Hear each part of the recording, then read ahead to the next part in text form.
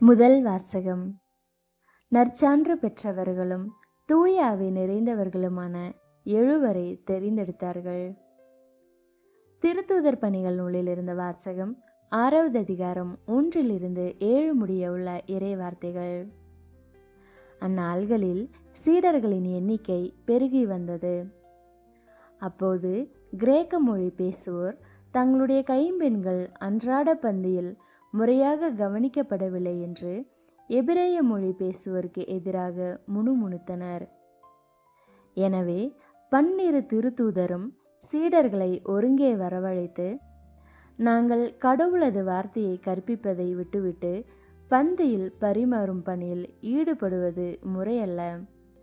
ஆதலால் அன்பர்களே, உங்களிடமிருந்து நற்சான்று பெற்றவர்களும் தூய ஆவியாருளும் வல்லமையும் ஞானமும் நிறைந்தவர்களுமான 7 கவனமாய் தெரிந்தெடுங்கள்.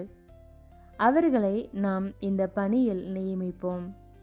நாங்களோ இறை வேண்டலிலும் இறைவார்த்தை பணியிலும் உறுதியாய் நிலைத்திருப்போம் என்று கூறினர். திரளாய் கூடியிருந்த சீடர் அனைவரும் இக்கருத்தை ஏற்றுக்கொண்டனர். அதன்படியே அவர்கள் நம்பிக்கையும் தூய ஆவியும் நிறைந்த ஸ்தேவான், பிலிப்பு, பிரக்கோர், நிக்கானோர், தீமோன், பர்மனா, யூதம் தழுவிய அந்தியோக்கிய நகரத்து நிக்கோலா என்பவர்களை தெரிந்தெடுத்து அவர்களை திருத்தூதர் முன்னால் நிறுத்தினார்கள்.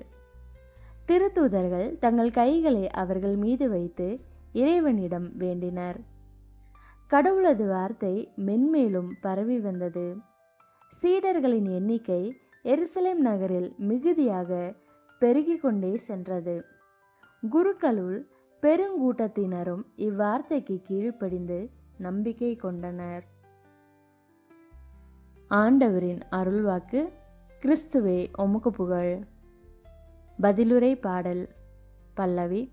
ஆண்டவரே, உமது பேரன்பு எங்கள் மீது இருப்பதாக. நீதிமான்களே, ஆண்டவரில் களி கூறுங்கள். நீதியுள்ளோர் அவரை புகழ்வது பொருத்தமானதே. யாழ் இசைத்து ஆண்டவருக்கு நன்றி செலுத்துங்கள். நரம்பு யாழினால் அவரை புகழ்ந்து பாடுங்கள். பல்லவி. ஆண்டவரே, உமது பேரன்பு எங்கள் மீது இருப்பதாக. ஆண்டவரின் வாக்கு நேர்மையானது. அவருடைய செயல்கள் எல்லாம் நம்பிக்கைக்கு உரியவை. அவர் நீதியையும் நேர்மையையும் விரும்புகின்றார்.